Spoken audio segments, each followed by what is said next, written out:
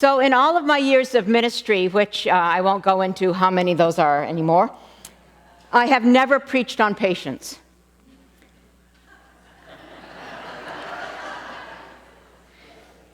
Why, you might ask yourself? Well, here's the definition of patience according to Webster's dictionary. The capacity to accept or tolerate delay, trouble, or suffering without getting angry or upset. So if you know me, you know why I've never preached on patience. I try and practice patience, but I'm Irish. I get angry. And I confess I can't ever remember anyone saying to me, "You're such a patient person." I've never prayed for patience, afraid that the universe would send me more things to test my patience or lack thereof. Plus, people were always asking me to be patient about things that I didn't think I should be patient about. Anybody with me yet?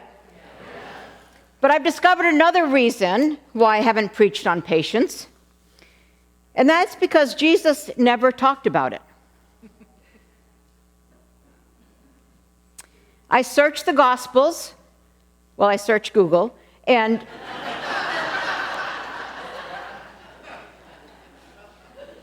because I began to think about the sayings of Jesus, and I could never remember him saying anything about patience. And sure enough, I looked, and there's nothing explicit about it. Now, the epistles in the Christian scriptures are full of things about patience, the fruit of the Spirit, and so on. But I think Jesus, though he never said so explicitly, learned patience. As a human, he learned patience. We come to the text today about Jesus' baptism, his defining moment, that sense of belovedness, which would be his internal true north for the rest of his life, his commitment to move through the world in that way. And what we see is that he hears, "You are my beloved, and you I am well pleased." And this moment happens after decades of silence, where we have no idea about Jesus' life. I want you to think about it for a minute. Last week we had the story of the wise ones coming to Bethlehem. All we hear after that is that Jesus was a refugee to Egypt because things were too dangerous in Bethlehem. Then we have him coming back to Israel, settling in Nazareth, and that's all we hear. That's all we hear until today's text, which is 3 decades later. We have no idea what happened during that time. Now, Luke gives us a little glimpse that when Jesus was 12, he was at the temple, and then his parents left, they lost him. That's all we got. But that's 2 decades ago. So during that time, we have no idea what happened, but clearly Jesus was preparing himself. Clearly, he learned patience. But the kind of patience I want to talk about today is a different patience. It's that tool of patience, that grounding virtue that we need, especially in these polarizing times. Now listen to this. Patience can be the fruit of a full-on reckoning with reality, a commitment to move through the world as it is, not as we wish it to be. A spiritual view of time is a long view of time, seasonal and cyclical, resistant to the illusion of time as a bully, time as a monster of deadlines. Human transformation takes time, longer than we want it to, but it is what is necessary for social transformation. A long, patient view of time will replenish our sense of our capacities and hope for the world. Who here needs to hear the message, time is not a bully?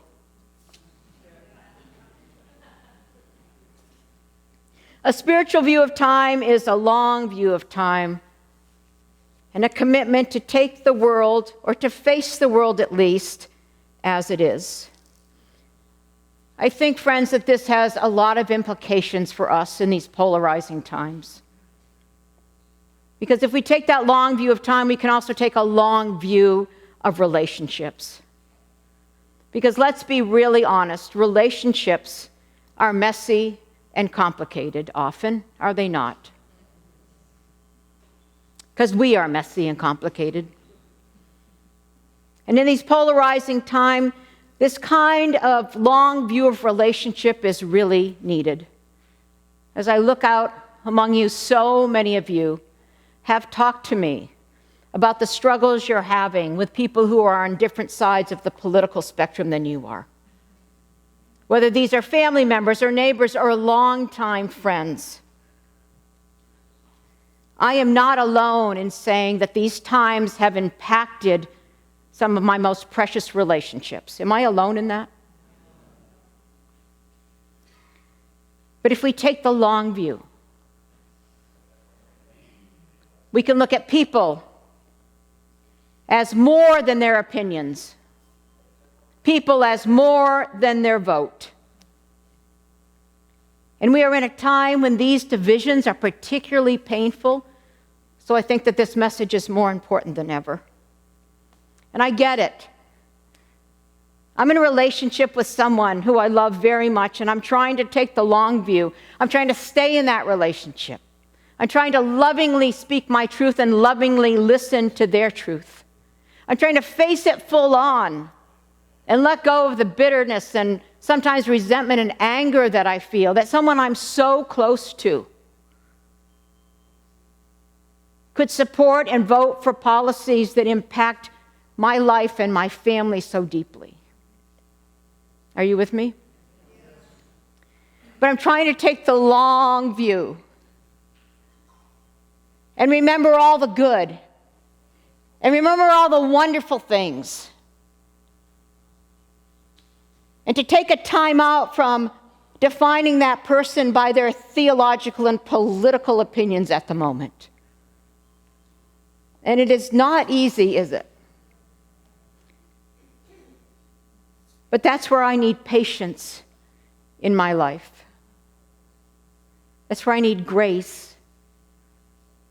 And that's where I have to look myself in the mirror and say, what is it that I will let define my relationship with someone? You know, I thought of this week, and I remembered about Jesus being betrayed by Judas, but he still kept Judas at the table. He still broke bread with Judas. And it was Judas who chose to cut himself off, not Jesus. Being in healthy relationship requires the patience of the long view. Now let's also bracket that for one moment and say that there are toxic relationships that we actually need to exit at times, right?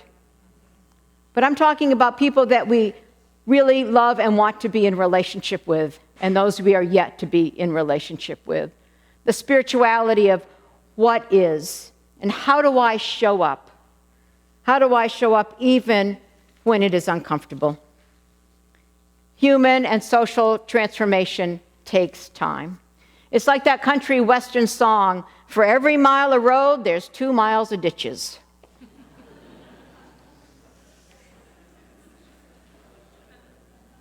There's a lot more wisdom in country music than some of us might be willing to admit. Patience.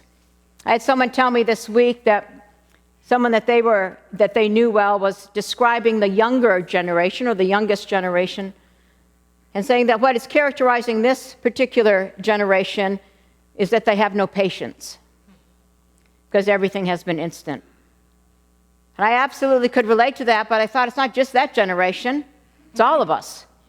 I mean, really, how many of us here have gotten frustrated when your web page search is delayed for 10 seconds?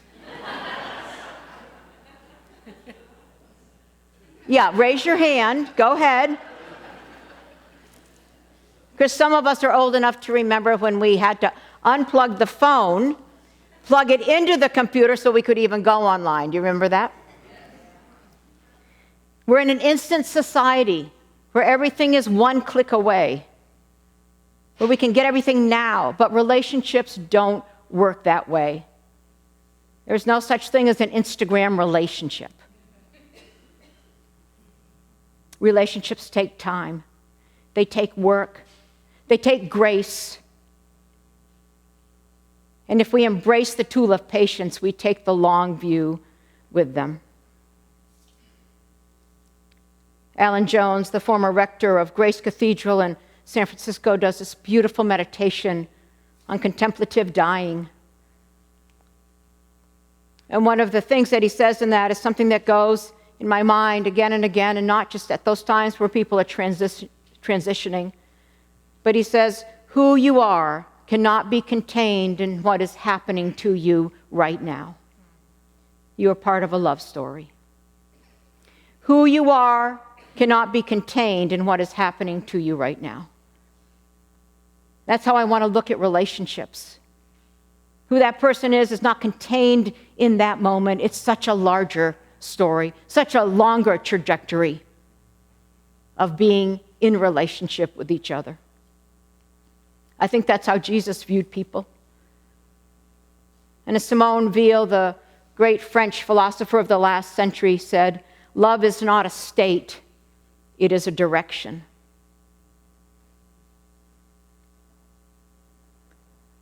So patience invites us to take a long view of relationship. And also, as today is our congregational meeting, the long view of time when it comes to the church. I mean, think about it. 156 years ago, the founders could have never imagined CCSM today. The world is different. Christianity is different. The church is different. It's all radically different. And what worked then doesn't work now. And in 10 to 20 years, because time is accelerating more quickly than ever, things change, the church will look different. And we have to face the world as it is. And as a Christian minister, I have to face reality as it is. A minister does not have the same status in society or respect that was 30 years ago.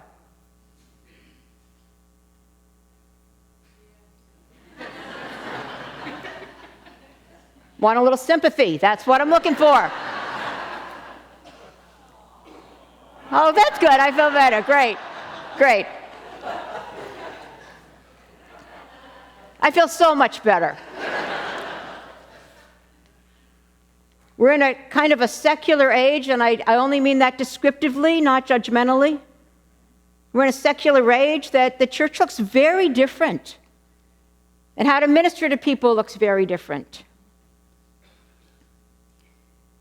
The Methodist Church is heading toward a major split. And while, yes, it's painful to many, and it's obviously painful for me personally to think that Christian brothers and sisters don't think I should be in the family I'm in or be ordained or, and I want to say, look at my life. Do I live the teachings of Jesus? Isn't that kind of what matters? So while that's painful to so many in that church, perhaps they're making a good decision to each go on their paths so that they can get on with the things that truly matter in the world. Maybe it's a long view of time that say, in the long view, if we're not going to be able to work this through, can we go our ways and do the work that we are called to do? It's complicated. But let's take the long view of the church. The long view of CCSM. We can experiment and evolve and try things, all while taking the long view, not letting one moment or one service or 1 year or one struggle or one disappointment define us. With the long view, there's so much good and so much to come that we can't even imagine. Thank you.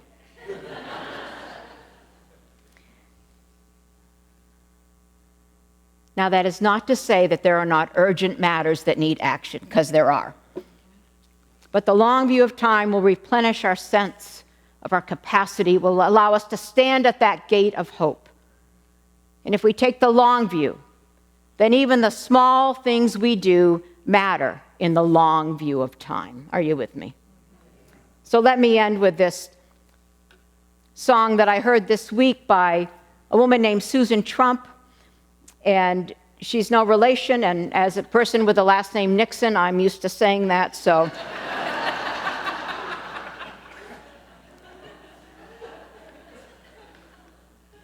And it's called The Stonecutter. A man was chopping at a stone. I asked him what he did. He said, I cut these stones to size, just as my master bids. I'm a lowly stonecutter, this bitter man did cry, and I'll be working at this job until the day I die.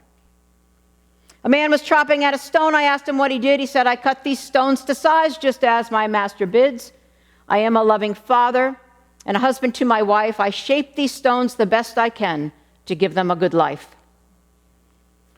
A man was chopping at a stone. I asked him what he did. He said, I cut these stones to size, just as my master bids. He raised his eyes into the skies. His vision shined so clear. I'm building a cathedral to last 1,000 years. Building a cathedral or cutting up a stone, we make these choices every day at work and in our homes, throughout our lifelong journey, wherever we may roam. We're building a cathedral or simply cutting up a stone.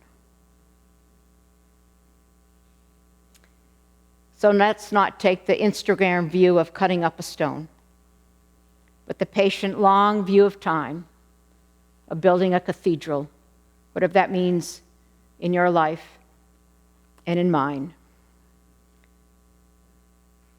And let's use this tool of patience, maybe just a little bit, to build a bridge where one has been broken in these polarizing times. Amen.